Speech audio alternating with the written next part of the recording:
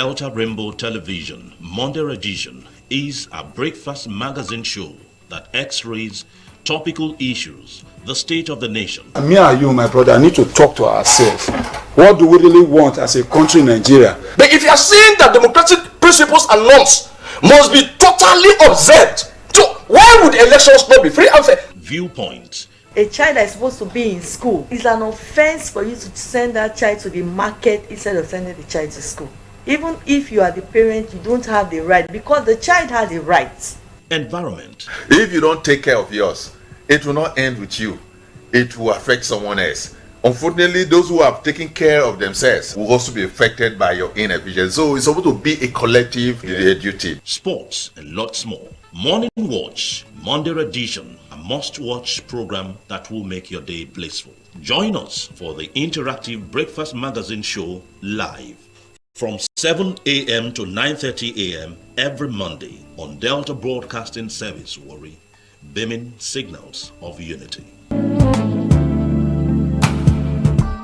Thank you for being there. This is Morning Watch right here on Delta Rainbow Television, Warri. My name is Oborevwori, and we'll kickstart Morning Watch, a Monday's edition, with State of the Nation, where we will be having conversations this morning around Governor Sheriff Oborevwori's More Agenda.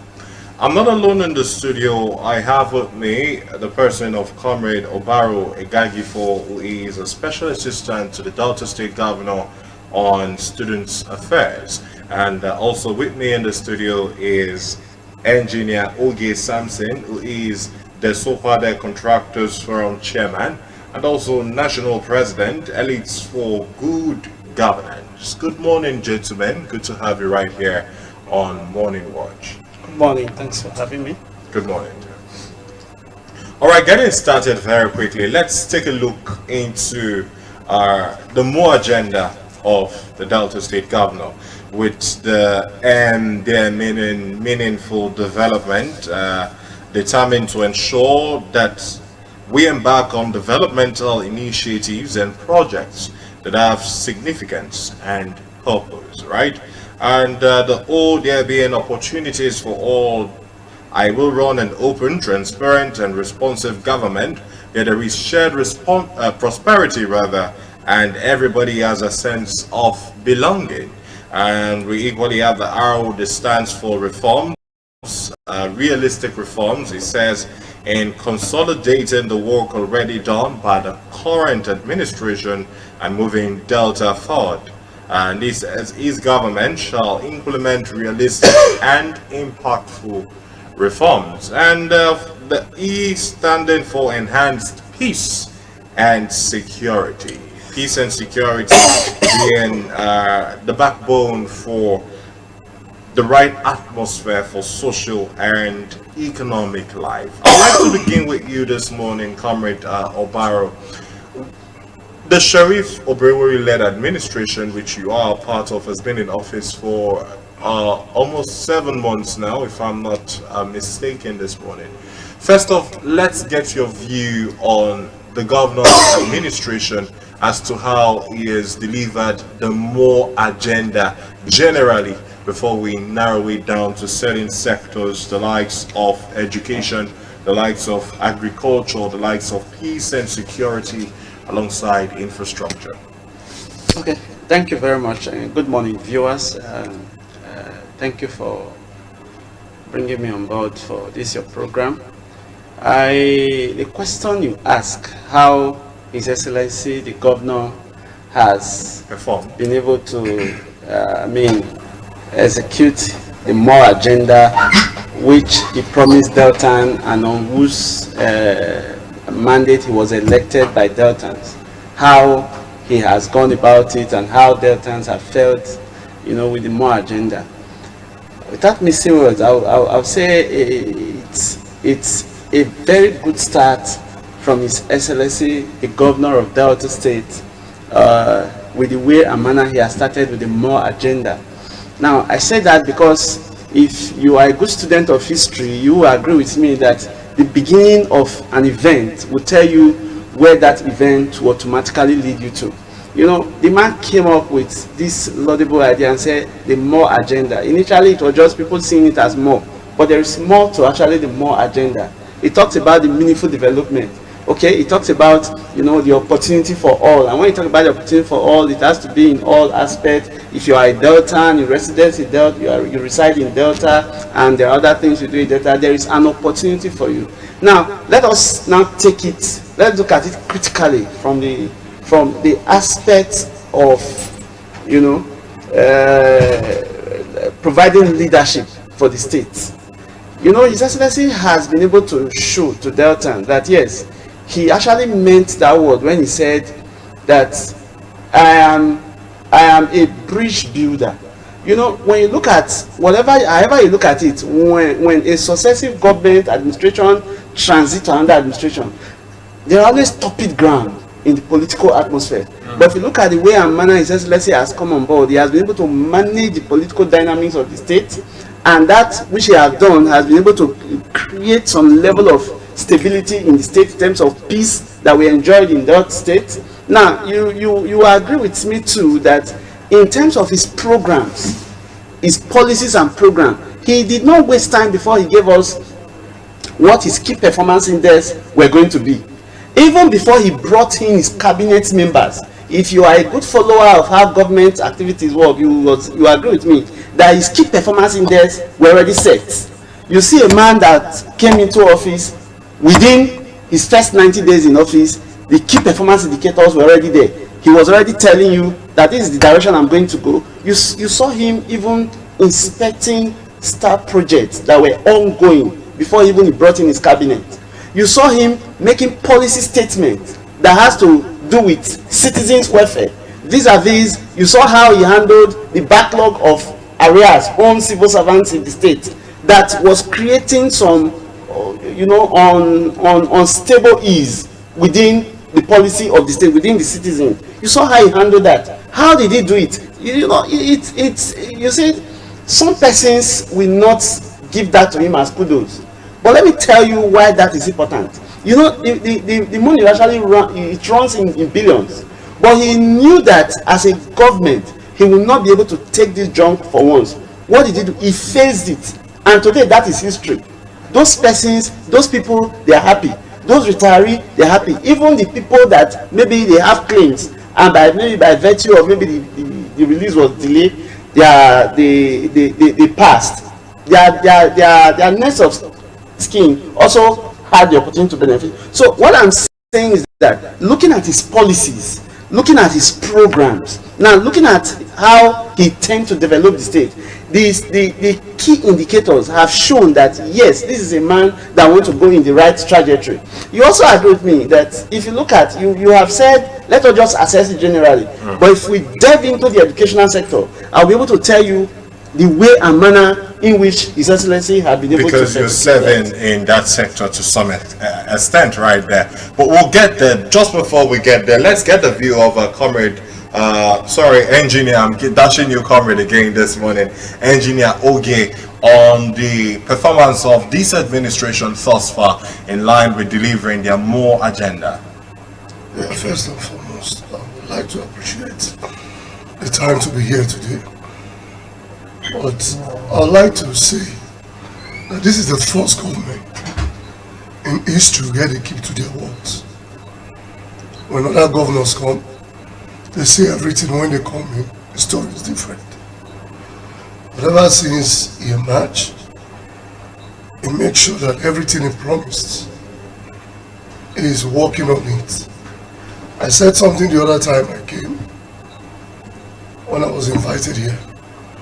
I say it is in this regime that contractors, indigenous contractors, are put in the picture of certain decision making in the upper leg. If you look at the environment, for a very long time, let me use Warri for example, has been in darkness. When he came, he made sure that things are put in order. Let us put that aside. Look at some of the people he has appointed in key positions. These are people with great experience. I said something about the Commissioner for Youth and Sport. He has been in that field before he became Commissioner for Youth and Sport. If you look at the MD, he has been in that field, the Sopadek. He always wants to put the right knots in the right bolts in order to put things straight. This is no politics. Okay. This is reality. My take is, if we understand how it really means well for this state, this is the time we put political party aside and join to work. All those elements of distraction, this is not the right time to bring it to play. Because with all the deeds, all the actions, all the things that His Excellency have been putting in place, working on, the actual things that will cause this more agenda to come to play. Let us look at the meaning of more agenda. It is where you continue from where you meet. You increase, you develop on it. You don't scrap what you meet. You give more to those things. When it came, some government will say this project, because they need money, let's scrap those projects. We need to create another project in order to stop money. But they said no, they should finish the one on ground. Remember when they took budget to him to celebrate 100 days? So that is not what should be done. Outstanding money should be paid to contractors so that they will be encouraged to finish the work. So that is what more really is. And with the way it's going right from when, since his assumption of office, we have a lot to gain in this system now.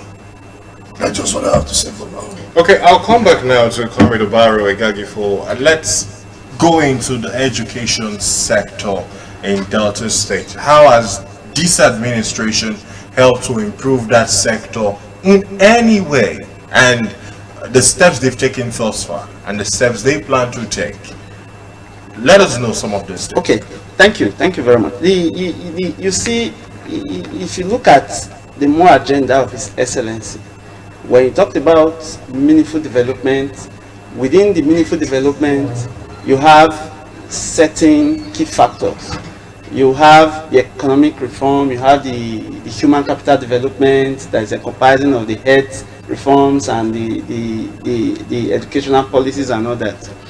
Now, I mentioned something earlier, and I thank God my brother corroborated that. If you observe His Excellency critically, you will discover that it's among the governors in Nigeria that speaks less, but more actions are taken. Is that a flex? The governors who do not talk? He doesn't. He's not a governor that speaks more than he actually does. His words, his works speaks for him. Now I'll give you an example. Okay. I'll give you an example.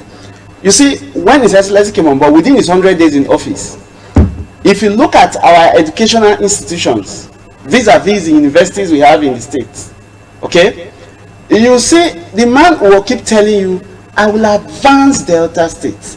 I will not come to create more problem for Deltans. I will advance Delta from where Delta State, I will take it to another level. Now look at the man that is walking his talk now. Now you agree with me that the previous administration led by His Excellency established 3 universities simultaneously, and that is no mean feat. And if you know how our systems operate, you will discover that as soon as those universities take off, you would have experienced a kind of glitch in their operation. But you know, when His Excellency came on board, those were some of the key aspects that his focus were. Within 100 days in office, we commissioned a faculty of agriculture in the University of Asaba that can be best described as one of the best we have in this country. But isn't that a project that was fully paid for by the previous administration? No. Go and check the history. What happened was that the universities were established by the previous administration. But don't forget that those universities were barely have just 100 level. and 200 level at the time of exit of those universities. But go and check their records now. For Dennis Osadigbe, I can speak authoritatively on that because I'm a player in that sector. I work for His Excellency as a special assistant on student affairs. For Dennis Osadigbe University, the number of programs that are in that university, they have since increased. Yes, they are since increased. Now, not only that, you know, when those universities were started, you will not just start with accreditation process. There was a verification exercise, a resource verification exercise, and that was what led to them having their programs approval. But as we speak, those programs have possibly undergone accreditation, and they are fully standing. Not only fully standing, they are distinct programs that would add impact to the economy of the state. So what I'm trying to say is that if you look at the educational sector, you see that the man has been able to say, this is where I am going to, and he is going to stabilize it. Now look at it as a form of kudos. You know, the previous administration did something that so many of us did not even remember, or so many of us will not even speak about. You know, Delta State is the only state in the federation that runs a seamless academic program without interruption of strike by academic staff a union of university ASU. Now, Delta State is the only state that you see that while other students are at home, maybe as a result of industrial action or one thing or the other, the academic sections in Delta State, they are running in full swing. When His Excellency came on board, that was not only consolidated upon, but he took it to another level. Our institutions currently, not too long ago, they all undergone accreditation process. I am very, very sure and confident. If you are somebody that goes through the headlines, you will see that the head of the institution kept on giving kudos to His Excellency for the kind of support that he has given to them, for enabling them undergo a seamless accreditation exercise. What I'm trying to say, he has said, I will do more, I will sustain it. And what does it mean to do more? It is by sustaining those programs, those policies that he has talked about, and taking them to the next level. And the man kept on saying, we are just starting. You give it to him, you see that at the beginning of every administration, you really have to understand, you really have to study the books, you have to synchronize your own policy with the policy of the previous administration, then run in a very, he has done that so effectively well. Not even minding the distractions. Thank God the distractions are over now. Not even minding the distraction, he has been on a very, very top speed that no one can even best describe. But in all honesty, I can go on and on. Is it the school of health that we have before now that we're not running on optimization, that are now running optimization? Only yesterday or day before yesterday, the school of midwifery in Asaba was on the news. How they have been able to get the standardization from the Midwifery Council of Nigeria, their regulatory body. They came on board to tell you that that is now running on a full swing. So what I'm saying is that this is a man that has placed Delta State on the top burner, saying that I'll make Delta ahead in all area, in all we do. So for me, if you look at the more agenda of Oborevwori, you see that he has put it on top gear, is running very well with it, and that plane has taken off very well, is sailing at a very, very, very stable altitude as we speak. Okay, well, Comrade Obaro, you've said a lot about how the governor, this administration, seems to be doing more, improving on what the previous administration got right before the end of their tenure. Well, what you've not spoken about is how these steps the governor has taken impacts the very quality of education in Delta State, impacts the lives of students whom, by the way, you seem to represent in the administration, being the special advisor to the governor on student affairs. You rightly mentioned the proliferation of universities in Delta State, the 3 new universities set up by the previous administration. But you did not talk about the plans of this administration for an issue that is so dear to the hearts of students, and that is the issue of tuition fee. Many students and parents alike, as a matter of fact, it should be last year, I spoke with a lecturer lecturing in one of these universities, and we are talking about the price hike and how lecturers were coping. Sorry, how parents were coping. And the man said to me, he said, now you're looking at it from the angle of students. I am a lecturer. I lecture in Delta State University, Abraka. I have 3 children in this school. None of their fees is less than 100,000 naira. My salary has not gone up. That's a lecturer, a lenient person, someone who is employed. How about those who are not employed? At a time when we have an alarming number of young persons saying school na scam, leaving education, formal education, for what we call street education, cybercrime, not even learning jobs now, but going to learn cybercrime in the name of HK and all that. Is there any plan by your administration now, the administration you represent by as a way of a special advisor to the Governor of Student Affairs, is there any plan by this administration to solve this issue for Deltans? Yes, thank you very much. There was a, in the course of your conversation, I had listened very carefully, and there was a word you used. You said you may use the word proliferation of the university. It is actually not proliferation, my brother. Now, let me tell you why I said it was not proliferation. Okay. When the previous administration, I kept on referring to the previous administration because it was on that basis that we have built all we have achieved within this few time of His Excellency administration.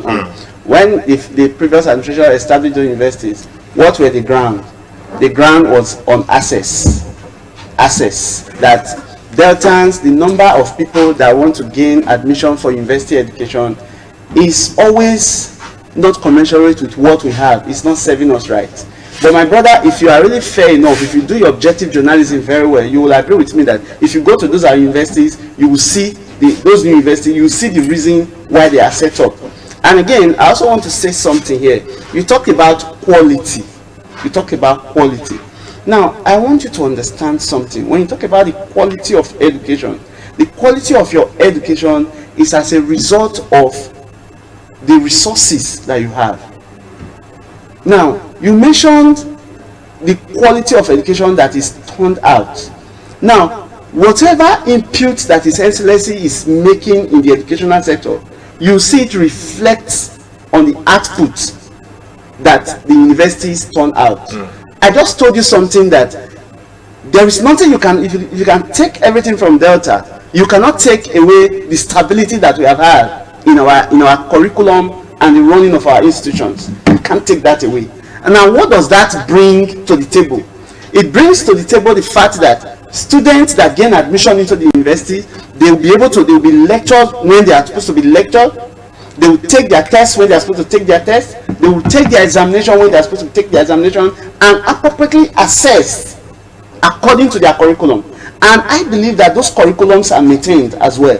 Now, you now look at the heads of those institutions. They have been given the enabling environment to operate. Now, how do you now operate it? If you are conversant with our educational system, you will discover that most universities and polytechnics, they run on the collegiate system. Now, if you have a system that disrupts the collegiate system or that disrupts how the academic system runs, you cannot be talking about quality. I can tell you for free. I can tell you that the reason why I speak sometimes in authoritative form, I also have some level of interface. Before I got into government, I lectured students. I teach in the Polytechnic. So I understand how the dynamics of the educational system is.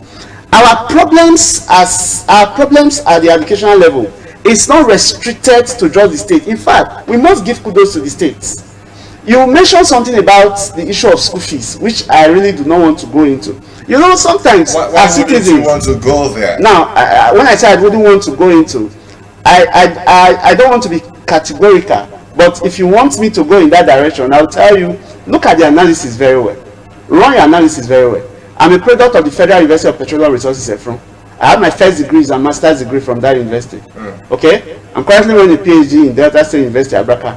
So I can compare the school fees payable in those institutions.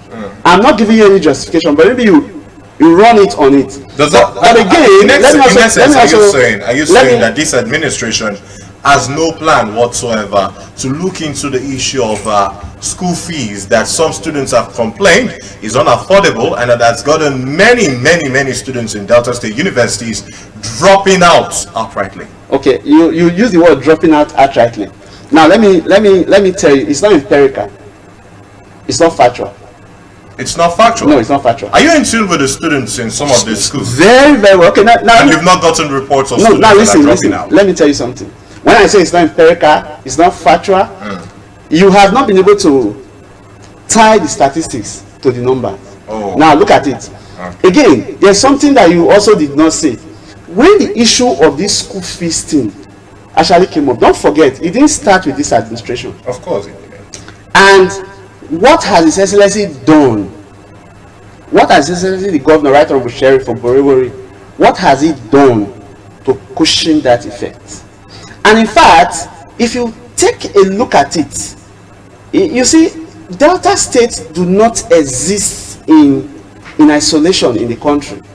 The reality we have that is facing us, as soon as the administration of His Excellency President Bola Ahmed Tinubu came on board, subsidy was removed, and in fact our cost of living, everything about it increased. Now you look at the universities too.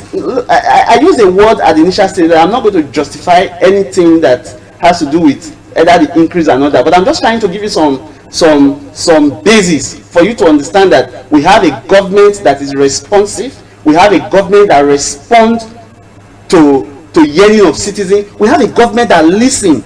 Not only listening, when he listens, he acts. You know, when the issue of the subsidy was removed, there was governments across board did so many things. You didn't mention, or I didn't hear it now. You're talking about the issue of education. Yeah, I know. No, I'm not talking about subsidy. No, listen, you can't remove when I say subsidy.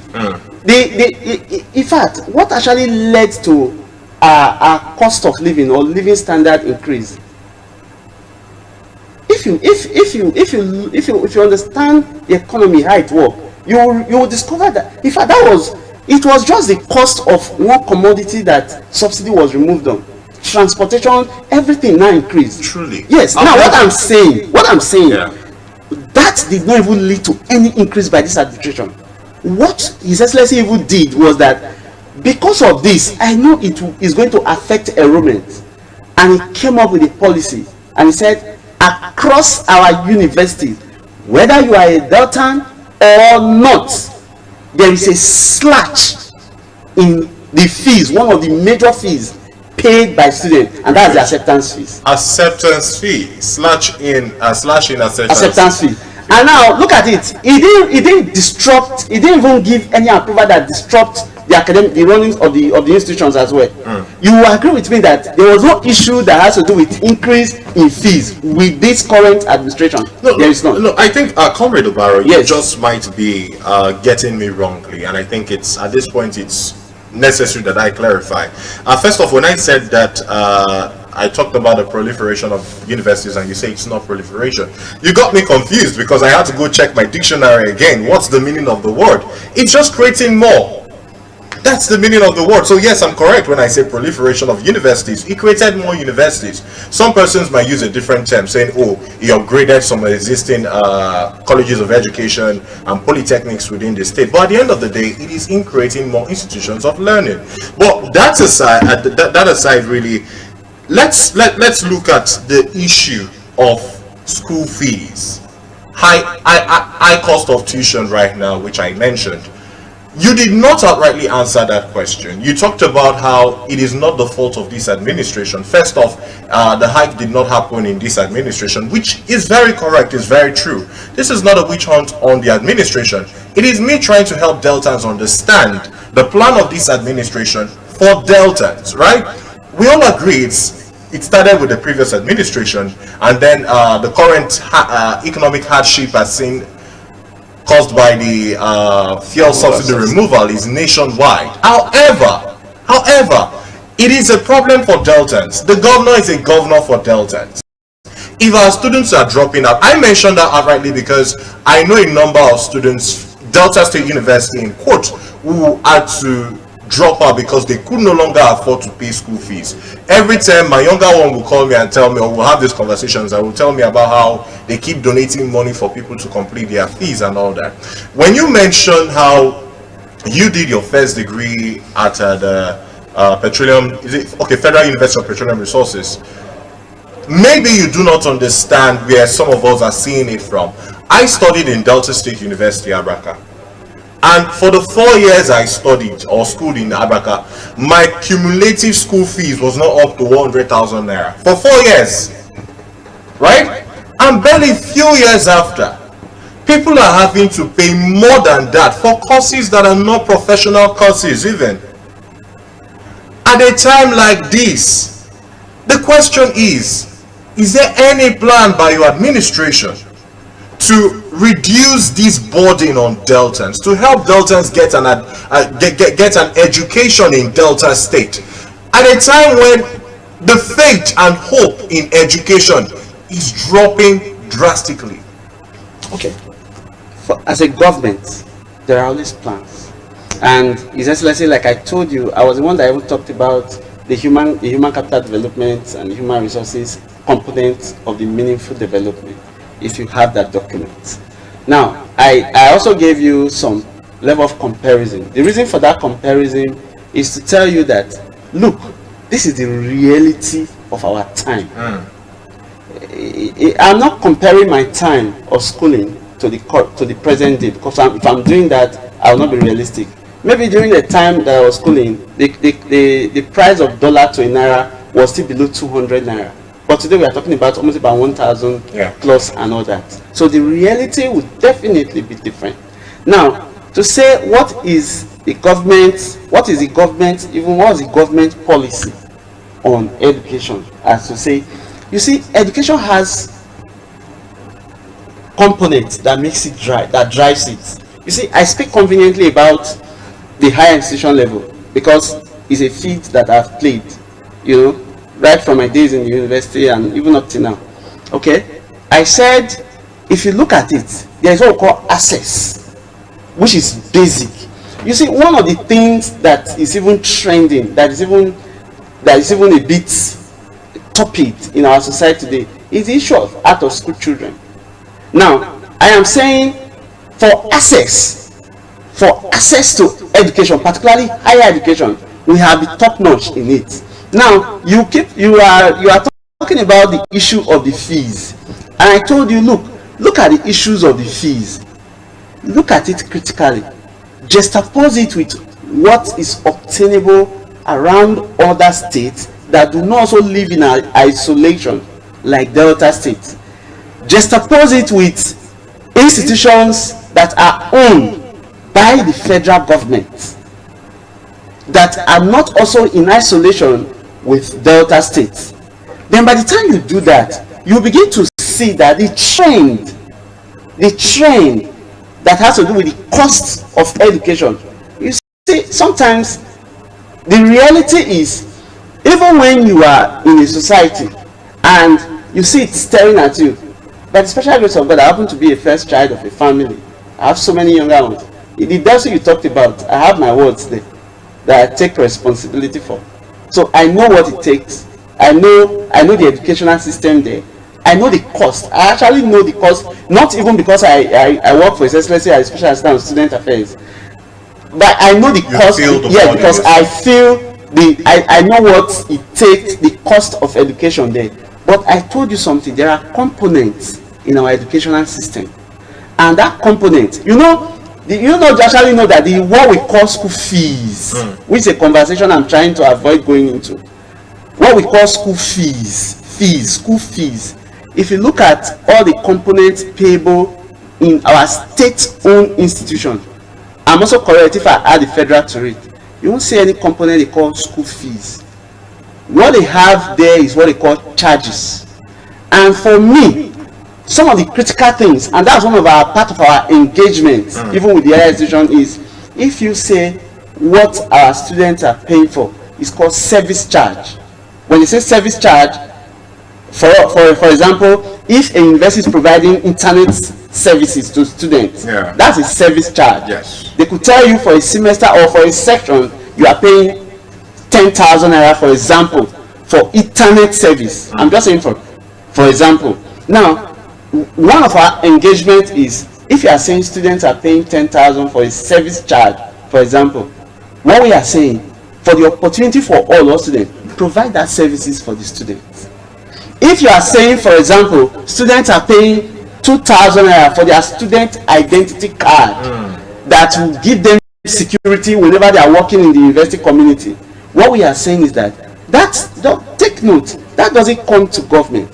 In crimes where fees are paid, if you go to our private institutions, our private universities, which we have some across the state, they pay what we call fees in addition to their service charges. It is from their fees that you cannot service their lecturers. But here, all academic, all lecturers, all staff of the university, they are properties of the state government. And in fact, if you recall, at a time before His Excellency Right Honorable Sheriff Oborevwori came on board, you remember that there was a time they were talking about, no, the institutions, some of your IGRO use it to service some of your staff. You know, His Excellency has stopped that.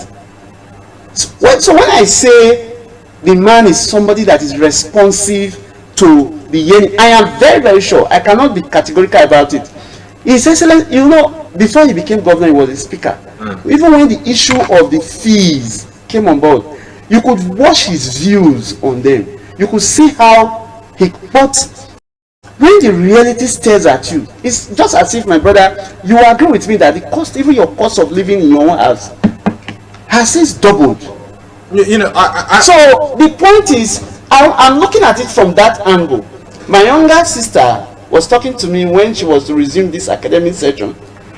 When she brought the bills, was the first thing that came to my mind that why is this one increased? Because they are brought in components. You bring your fees, registration, this for textbooks. I said, why is this one increased? But on the second thought, I called my immediate younger and said, the bills are high, but this is the reality we find ourselves.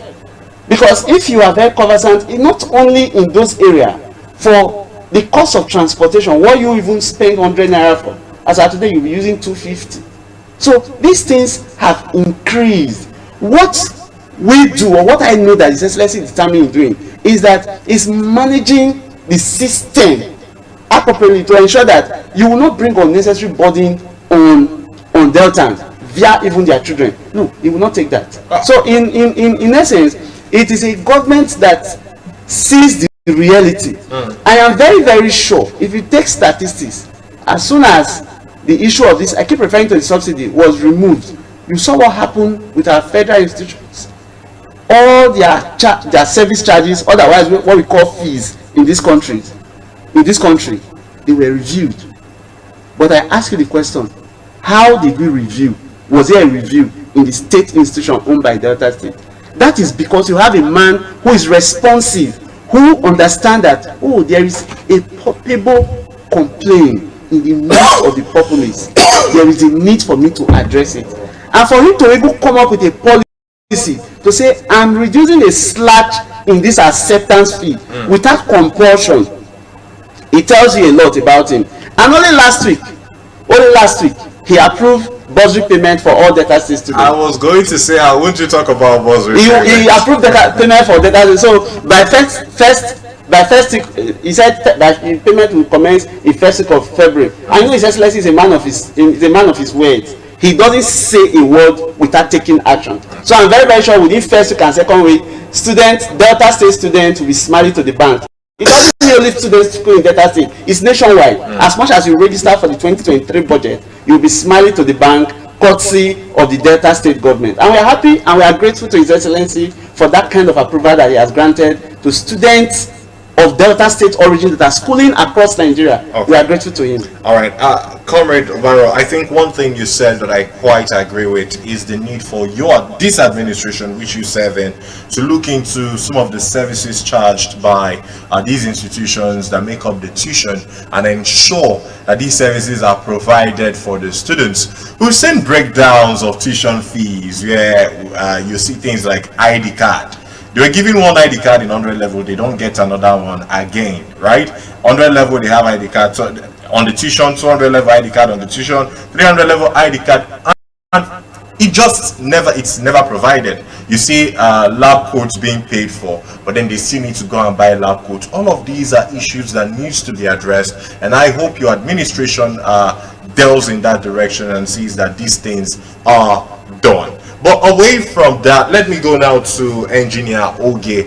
Generally speaking, as a Deltan, how do you see the performance of this administration in the education sector generally, since the 7 months they've been in power? If we want to remove politics from this, we have a lot of work to do. Also, we're expecting more in the academic sector. We're talking about tuition fee, acceptance fee, about the mindsets of the student. What are the things are they doing for students to have reason, to have interests in education? You see some students today, they are around during exam time to go to school. In order to write exam, they leave the school environment. One of my son came as he needed to get accommodation. I went there. The good one I could get in cheap cost, PTIA, was 450,000. And the one he's telling me prefer is 850,000. We are talking about what they are doing in schools. It is very, very possible. When I was in school, Ogun State University, when they brought the idea of increasing school fees, I was a welfare officer. We stood against it. Had it been the government could work, I mean they could not work without that school fees, they wouldn't have allowed it to remain the same until about 3 years before they increased it. It is very easy for government. Thank God, this is our government, is our government. Is our government. He's trying in another area. But I will plead with him to take a critical look in the academic sector. These oil producing states. There are other ways we can assist students. In some places you don't pay for their SSC, you don't pay for their JAM. His Excellency is doing well. He can't do everything at once. But we should look into the academic sector critically, so that Deltans will have more reason to get involved in education. There are certain persons, when you give them appointments in the academic sector, what they look at is what they'll get. Forgetting that these people you call leaders of tomorrow, if they are not well trained or tutored, the problem will fall back to you. They should look into it critically. It is very easy to reduce school fees. It is very easy to make the academic environment convenient and conducive for everybody. So the government should look into it. He has been trying to put the right people in the right places, but I appeal with him that he should look at the academic sector properly. There are lots of poverty in the land. Thanks to him, people are rising up. People who have not been finding interest in the issues of government today because of the good work he's doing, they are finding more interest in it. They are even working with the government. But if the thing continues like that, it means the poor cannot go to school. I had issue with one of our directors in school where he came and increased the fee for late registration. I told him, I am a welfare officer. Students come to me. I know how they get their money to come to school. Once you are able to shut down that room, make it convenient for them, it will help. Honestly, we are still operating in what we call a archaic, obsolete system, traditional system of education. There should be rehabilitation in that system. Creating our schools is not bad, but the mindset of the student, what are the things you are doing to make them find interest? And look, it is either I go to this school and the course I'm studying, I can create something from that. When you hear that, what's the name of this man that dropped out? Bill Gates was a dropout. Not because school was calm. He was able to pick something while studying. He was able to pick something. When you make the academic sector, the environment okay, the little they hear, they can use it to create other things. That's why today people can create these machines you can use to get to produce palm oil, to produce other things, because they had a very conducive environment, unlike what we have today. It is easy. Fine, bursary is okay. Fine, more schools is okay, but they should touch the tuition fee. They should have reason to work on the mindset, rehabilitate the mindset of students. I wrote a book, Now That You're in the University. Analyze what you expect in the university. Now when a student reads something like that, you hardly take them off guard. They know where they are coming into. So they know how to coordinate themselves. They should work on it. It's very easy to make the academic sector okay. I think that's just what I have to say. Ever since we have been discussing, I will not dispute the fact that this government is doing very well. But in the area of education, a lot, more than a lot, still need to be done. I know some students that don't even know how to read. They have good results. How is it that possible? All these are things we should visit. When I hear they create schools, more schools, it's a good thing. But what is the use? You know, Engineer Oge, you raised a whole lot of valid points. I was thinking, because my producer gave me like a line of areas to look at.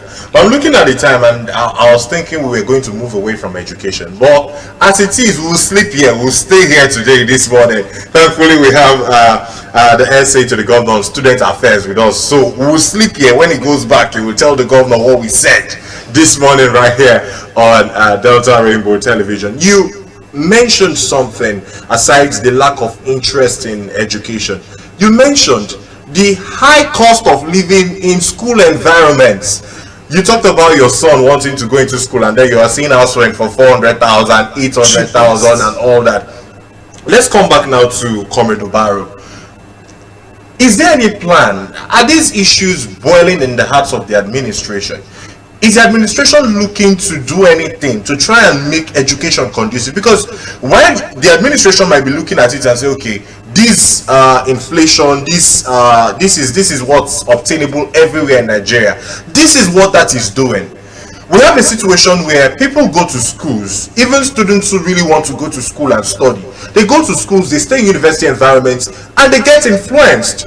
A lot of them are coming from backgrounds that are not so good, and then you are seeing your classmates living in apartments of 800,000 naira, 1 million naira in university environments, where you want to look at the industries that should be servicing these places. How do students make 1 million naira to pay for house rent in school environments? Are these issues this administration are willing to look into, or are they going to just say, oh, it's a thing that's happening all over Nigeria, our hands are tied? Well, thank you very much. You see, the issues they are multi-faced. Now we have left the aspect of the tuition fee to the aspect of the educational environment. I can assure you that for free, that even at our level, just let's say have some handful of a number of us that are aides to him on students. Yes, I can tell you that. How many? We actually have somebody heading us, that Dr. Ezekiel Oko. Okay. He heads the office in the student affairs, executive assistant to the governor. To the governor. Then we have other special assistants, totally about 3 of us in this office. Yes, and I can assure you, I can give you that assurance that we have long started the process of engagement with the heads of the institutions. When I say we have started long, you saw when I gave you some instances of where you have ID card, you have instances of providing internet, you have instances of maybe examination charge, you have instances of maybe supervision and all that. Yeah. All those things are the components that we actually call school fees. Otherwise, they are not actually called school fees, they are service charges. But in any way, we are saying that if you are charging students for XYZ, please provide those services for these students.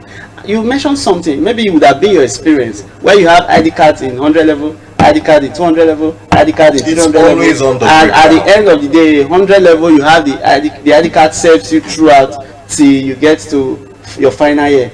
No, what we are saying, that is not acceptable, and that's not going to be acceptable under the leadership of His Excellency Right Honorable Sheriff Oborevwori. You know, so we have started the process of engagement. I want to narrow it down to the living environment. My brother, we live in an educational system, or we live in a society that is in trend, is in phases. You agree with me that in your times and days, you have people that were ahead of you. They will tell you, my times is like this. My time it was like it wasn't so.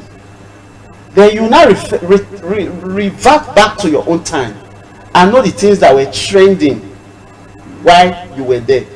Then relate it to today. You will see that there is a whole lot that has to do with a societal thing. He talked about paying 400,000 naira. That will be an apartment paid for off campus. Okay? Now, the question you ask is, where is that apartment paid for? And what is the choice of the quality of that apartment? Okay? Now, another thing that you relate to it is that, are there hostels in that institutions that would have catered for that? Now, like I said, when we had a front and back on the conversation of proliferation, I did say that we need access to education, particularly at the higher institution level. We do need access to education, and in getting those access, there is a whole lot that is involved in it. See, I'm a product of the Nigeria system. I'm always happy whenever I say it, because the Nigeria system made me who I am today. But not for education. Of course, I wouldn't have been here speaking to you today. So whenever I talk about the public institutions, the public educational system, I'm a little bit emotional and seriously concerned about it. Now, this is what I'm saying. If you look at it, the hostels we have, they can't cater for all our students. Now, you now come to the environment. When you see the student environment, what people do in those days, when these things, during our time, you will see they build hostels within the university communities. If you go to Abraka, you see lodge here and there. In those days, you pay, it's comparable. But today, you know that the prices have gone high. We are not saying that it has to do with just the increase in our cost of living for today. But what we are seeing is some kind of senseless increase in these prices. But what, as part of that our engagement, as aids to the governor, we also are pushing towards knowing what is actually happening. Why is this like this? Then, if this, is there also an alternative to it? Because you could be sure in the institutions, you still have accommodations that relatively are low. But you see the quality of our students in this day and age. Any student that you see could pay 400, that personally pay for something like 500, 800,000 naira for maybe an accommodation where you need, for a student, maybe what you need. If you are living in an hostel, well, the person will get a bed sitter where you have your toilet, your kitchen facility, and suite for you as a student, where you can go for your lectures, you come back, you can read your book, you can take your siesta and all that. Okay, if you are going to take that kind of luxury off campus, it's something that you have to consider and take a second look at, because these days there are so many vices, there are so many things that people do outside being students that make them have money legally or illegally. So what we are saying is that we are also using a process of interface. What are we doing? You know, in those days, if you go to Delsu, they will tell you bike cannot charge more than this. They will tell you can't sell Fanta more than this. They'll tell you, you can't pay for rent more than this. I was a student union president during my days. There's what we call price control then. We don't do it arbitrarily. But again, you now ask yourself, what is the value level? What happens at our institutions today? What are the student leaders even saying? Because what we do then is to see we have interface with the communities. You see, I keep telling people in this country that sometimes it's always easy for us to complain about certain things, but the actions we take in correcting them matters a lot. You have, in those days, we used to have it, although it's always not an easy something, because sometimes the host communities see you as student leaders as threats. They see that as the only avenue where getting money from the students is the only way for is their own benefit for them. Okay, but what we do then, we engage them. We will tell them when we are on holiday, how is the economy in your place? How is the economy in this your community? If students are on holiday, what is the economy of this? What is the economic life of this your community? We used to engage, and they know the reality. So it's a win-win thing. So we always have that engagement. What I'm saying is that as part of the things that we, as aides to His Excellency, what we are also doing is engagement process, because we think that that's one of the ways we could help His Excellency to drive home his more agenda in those areas. So again, you cannot now separate. You cannot now. It will be difficult to attribute that to the government. I give you an example. The government cannot tell a landlord that has built a house. The landlord that has built a house, for example, in a place like Abraka, in a place like PTI, and he has built it to a certain standard, and he has said, my annual rent for this one-bedroom apartment is 600,000 naira, for example. If you are a student and you go for it, maybe perhaps you could either afford it, or your parents so suggest that they could afford it. The government cannot, by way, it's not within our laws for the government to regulate that as we speak. So for me, it is what is in it for a government to do is to see that what are the policies, how am I going to do them. I just told you of the infrastructural development in our institution across board. I'm not talking about the 3 new universities that are established. Across board, there's a whole lot there. And one of the aspects that His Excellency also intend looking at, the man has, the year is just that. This is actually the first budget that he will be executing. Just before we move on further to other things His Excellency is doing in the academic sector, on this very issue of housing in university communities, when you talk about hostels available in universities, you equally mentioned that oftentimes these hostels are not enough to cater for the number of students. Well, that's thank God we have new universities and new structures that are coming up. But in my time when I schooled, I knew that for the females, they had more hostels, and their hostels were in good condition. But when it came to male hostels, just leave it. Forget about it. It's always a case of abandonment, right? I cannot say that if that's still the case, because it's been years I went to Delta State University, so I will not speak much on that. But when you talk about school houses in student communities, hostels in Abraka and all that, if you are going to talk, if you want to put it like, oh, it's students who can afford it that makes this thing expensive. Even in that same Abraka, there are cheaper ones. You are correct. There are cheaper apartments, there are cheaper hostels. But by the time you see a cheaper one, it will be so far that by the time you calculate what you spend on transportation, you just ask yourself who send me message. If I know I for borrow money, just stay near school and all that. Students will naturally want to live very close to school because of different reasons. You have students who have classes in the morning, 7 o'clock, and then their next class is like by 2 p.m. in the afternoon. If the house is closed, they can just go home. Maybe sleep a little, relax the brain and come back. But if it's very far, they will be there from morning till afternoon. By the time it's time for class, what's happening is they'll start sleeping. At the end of the day, that affects their level of understanding of what's even being lectured. While you say that your department now, the executive assistant and of course the essays to the governor on student affairs are interfacing with the schools. I don't know if you are interfacing with the housing ministry of housing in Delta State. What are they doing? Because when we talk about housing, beyond students' environment, you go to certain parts of these states, certain areas, you are wondering what's responsible for this hike. You go to somewhere like Asaba, for example, and the cost of housing in Asaba is competing the cost of housing in Lekki, in Lagos, competing the cost of housing in Abuja. Some areas in Osubi is one area where people say, don't even bother going there. It's like you're living in Lekki. 5 million. You can imagine. But you look at areas, because I know you will tell us that, oh, it's a national thing. But you look at the areas where housing seems to be really expensive. The areas in Lagos, not everywhere in Lagos, by the way. The areas in Abuja, the areas in Port Harcourt, the likes. And then you check, is there anything functioning to see that, okay, people are legitimately making money to be able to afford these things? And when you check, it is true.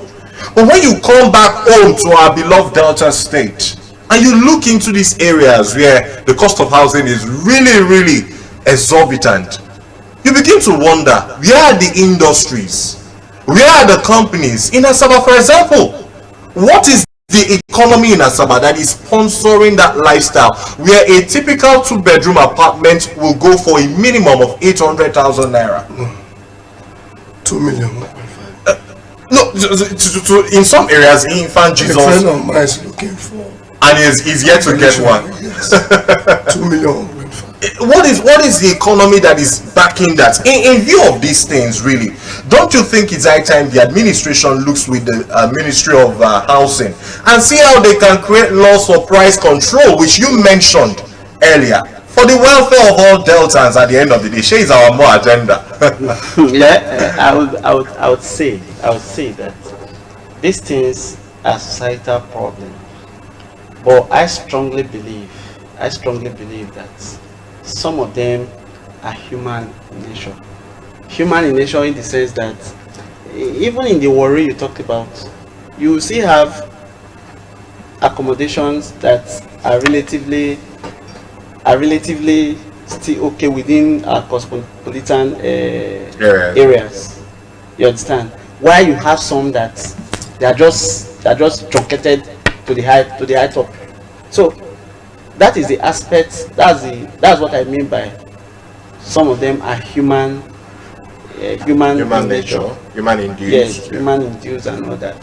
For me, really, in restricting myself to the universities communities, you know, I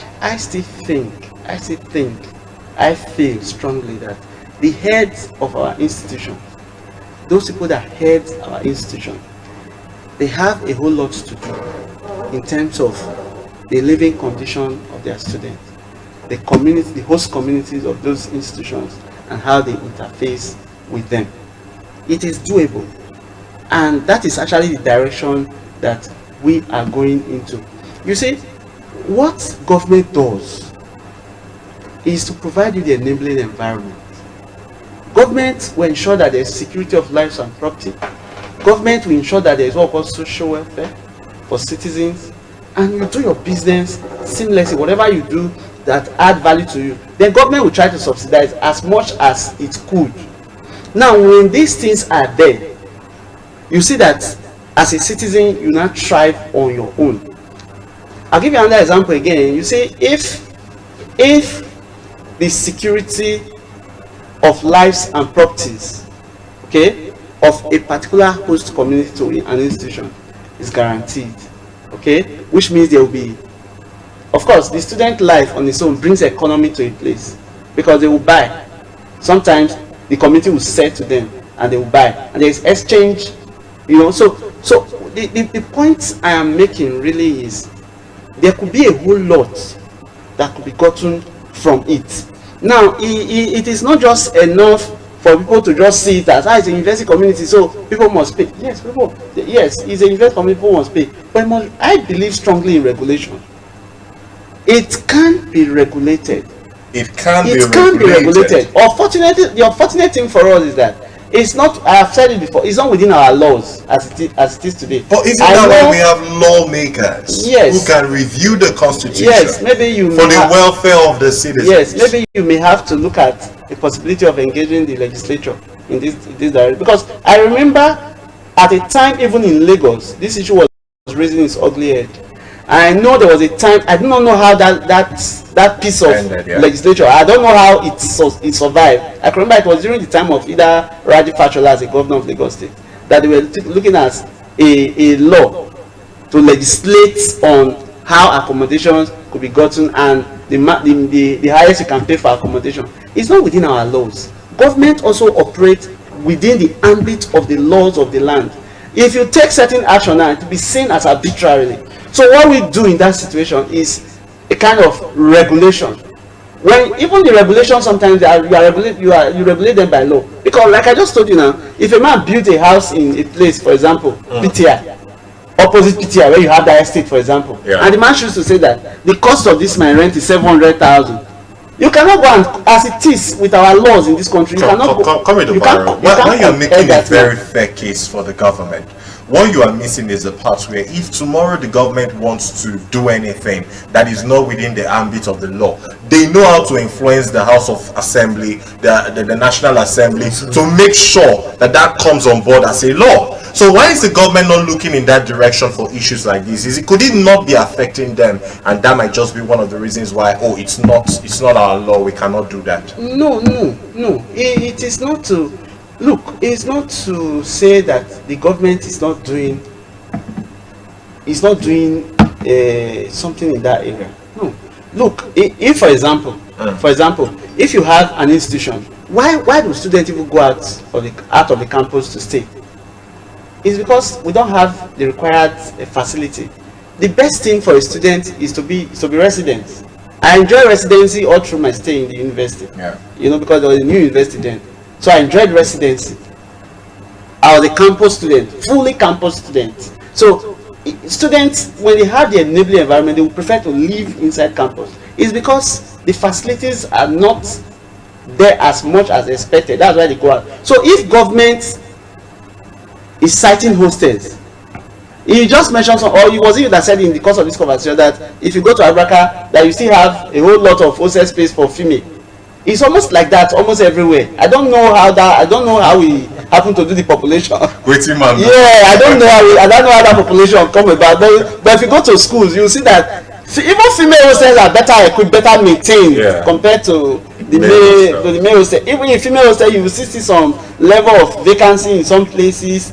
But the male hostel, you could call it the market, in those days. So it is all that. But again, it is societal thing. I keep on referring to society. I really wish, I'm optimistic about it, that we'll get to a stage where we'll get some of these developmental issues right. Okay. We'll get our education right, we'll get our security situation right, we'll get even our day-to-day running, our cost of living, we'll get them right. Comrade Obaro, I am shocked you are in government and you are hoping one day we'll get it right. I expect you should be assuring us that we'll get it right in this administration. Yes, of course, this administration is getting it right. Okay. At the end of the 8 years, we'll be able to, at the end of the first 10 of His Excellency, at the end of the 4 years, I'm very, very sure that continuing this trajectory that is going, Deltans will be able to say, oh, you have done very well, and look at him critically for an assessment for a possible job to be given to him again. Okay, let me go over to Engineer Oge Samson,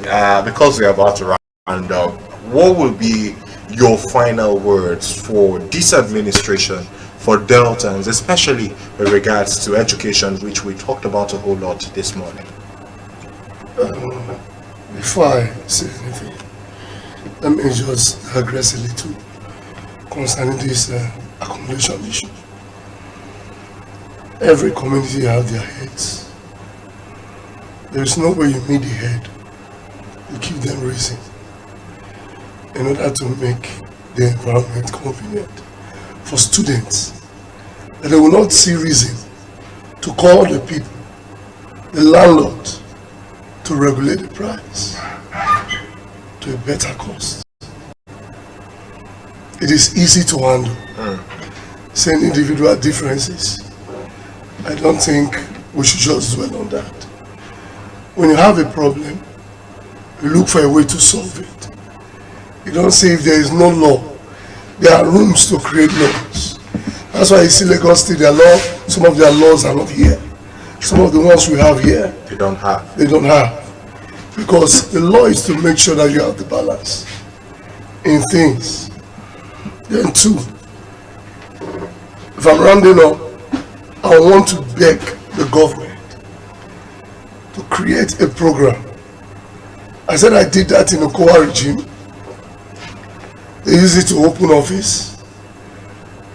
I told the PS it was an abstract.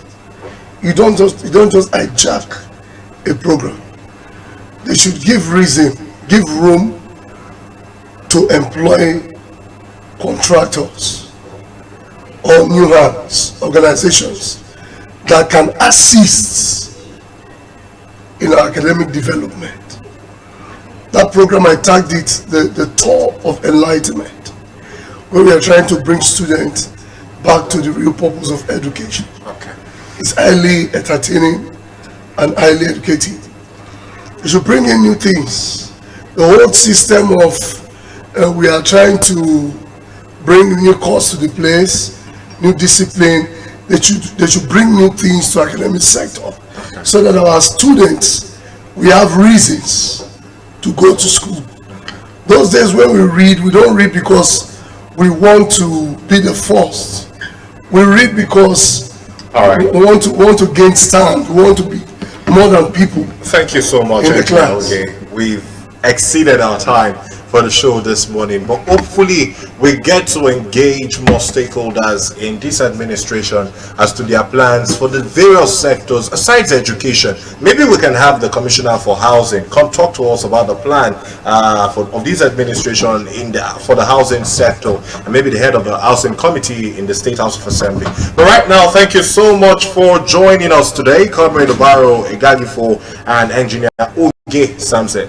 Thank you for having us. Thank you. All right, that's about it on State of the Nation this morning. Coming up next is Environmental Issues segment. Please do stay with us.